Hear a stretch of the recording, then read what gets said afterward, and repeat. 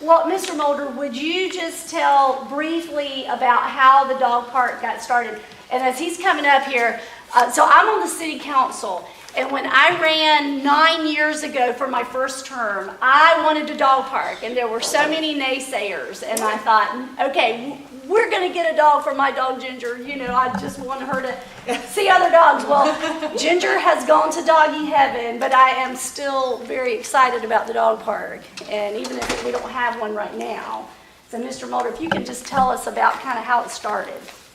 With you. Oh. Enough said.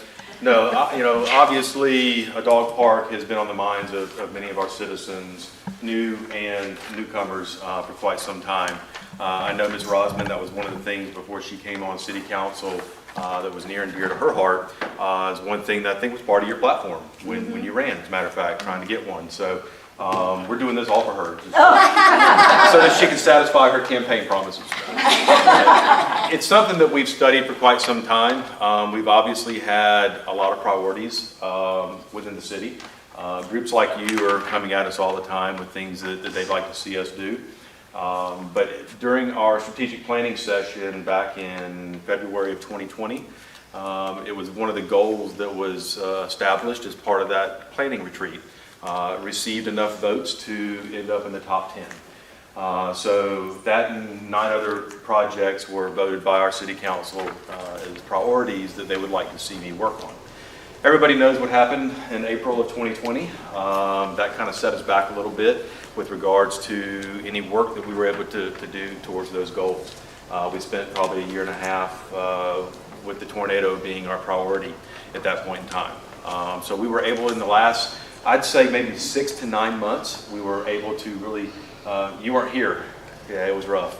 Ef3 Tornado came right through town, 13.5 miles, sustained winds of over 160 miles an hour, came right through this community, right through the residential park, started at Ward Warner, came across Dalton, right through the Adams community, jumped over Oak Street there by just I guess that's north of Rudy's, went down through Utica and traveled out past Utica. So it was devastating. We spent roughly $8 million working on recovery from the tornado. So not only did time was time a constraint for us to working on that strategic planning goals, but also money. We still have not seen a dime of that back. Well, I'm sorry, we saw 200,000 of the 8 million returned to us from FEMA. So we still are, a little tight on cash, but we are managing and are able to get back and refocus. So you've seen a lot of what's going on downtown. So as we walked down the list, we saw the dog park, and obviously Ms. Williams, she's got one of her babies with her here today. Unfortunately, she's had a surgery, so she's wearing the cone. But she's been spending the last couple of days with us at the office. So hopefully nobody minds Stella being here with us. I think we're all dog lovers. And if you do, that's what I told her. I didn't see any naysayers in here, so I think we're good. She said, "Can I bring her? Really?" I said, "You're going into one of the most So anyhow, so Ms. Williams and I have been talking about it. She started actually searching for grant opportunities and came across this Barpia Park opportunity. So as you know, we've applied and we are a finalist. I let the cat out of the bag a little early on the radio. I thought she was going to kill me. But it wasn't supposed to go public until Monday, and I announced it the Wednesday before. But we are a finalist. But it's the community support that's going to drive us over the finish line, because we've got to have that voting support. If you don't know, the location that we have chosen is the Kellett School property, right across the street, which is why we chose this church as an opportunity. And I would be remiss if, while I mentioned that, I did not thank, if anybody's a member here, we want to thank St. Mark United Methodist for allowing us to use their space. We felt it appropriate since it was kind of right across the street. So the Kellett School property, as you know, that was a property that sat empty for quite some time, an old abandoned elementary school. We received a $500,000 grant from CDBG to demolish that property and turn it into green space, which you see we're doing that right now with all the new side out there. Will be soccer and football practice fields and eventually games. Eventually there'll be a playground, restrooms, walking track. We hope to put a fitness trail as part of the walking track. So we've got some other improvements we'd like to make at that property that's going to bring the community outside together. But we felt like if we're going to encourage, a gathering of our public and our families at that one spot, we want to make sure that everybody can bring every member of their family and have a spot for dogs.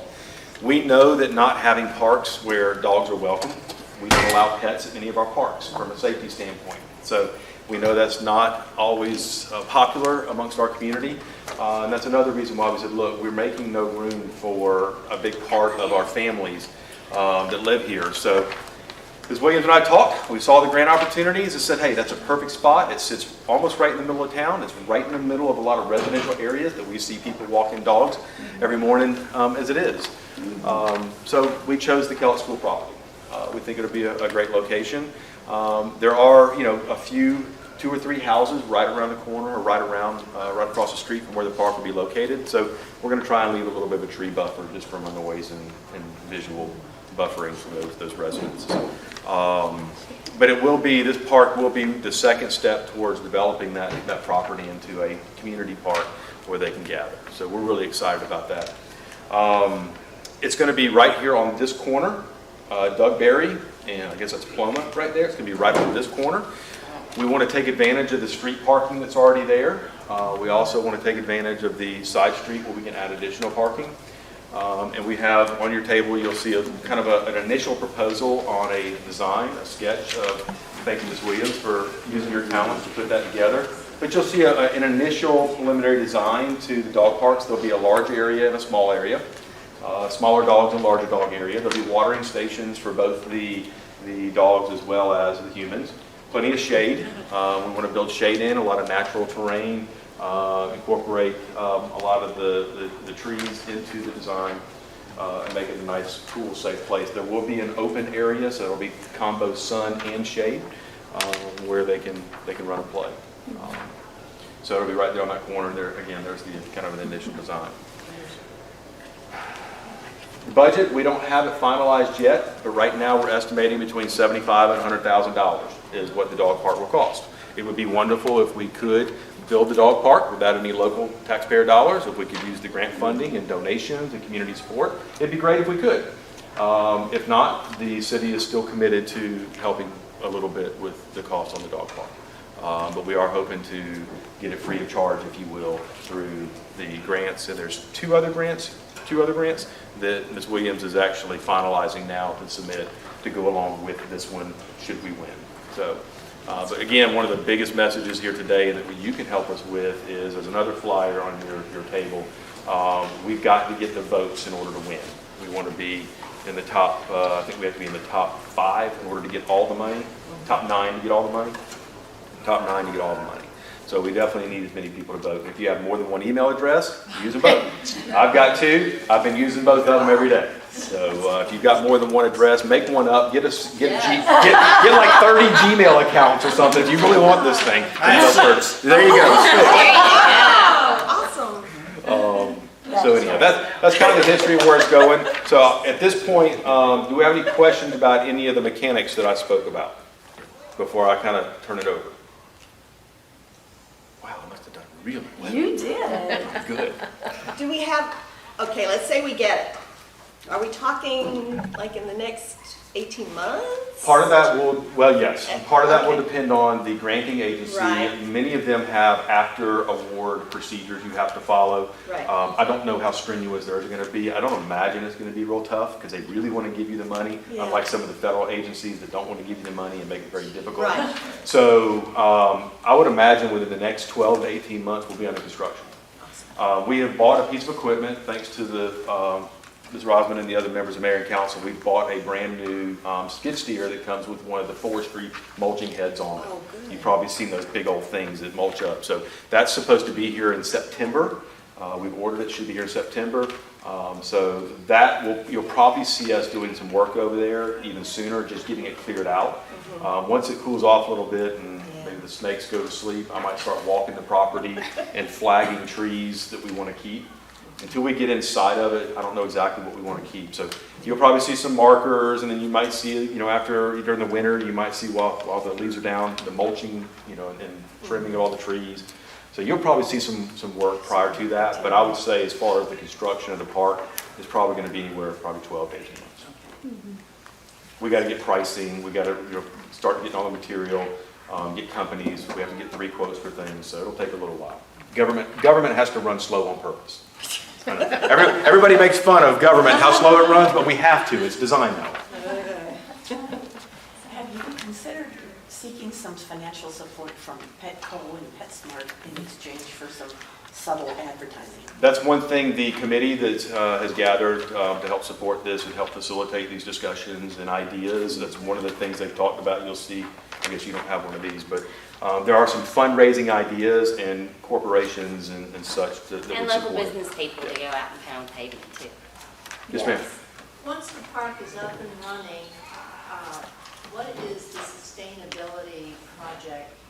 I mean, who are you addressing for sustainability? Because So- there's going to be water and so forth. So the watering stations will be permanent, so they'll be tied into a main water line. So it will be a lower watering dish that'll have an automatic water feeder as well as for the humans as well. So there won't be any water replacement, it'll all be done like a water fountain, if you will. So the city's going to pay for the water access? Yes, ma'am. And then from a cleaning standpoint, I'm glad to see Brandon here. We've actually already met with a company, and this is what they do. They actually do poop cleanup. So we have already met with him, and I thanked him on the way in to thank you for being here to support it. That's what they do. So we've gotten our pricing already on what it would cost for their company to come in and keep it clean, keep the bags regenerated, and keep the trash cans emptied. So we've already started talking about maintenance.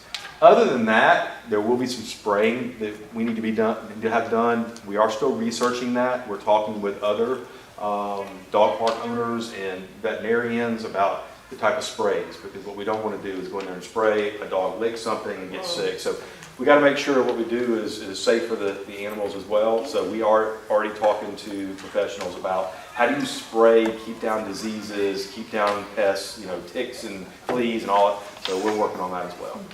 And then the rest of it is just making sure the fence isn't torn down and trees aren't down. And Insurance? we have blanket insurance on all of our properties. and all Oh, of our really? parks. Okay, great.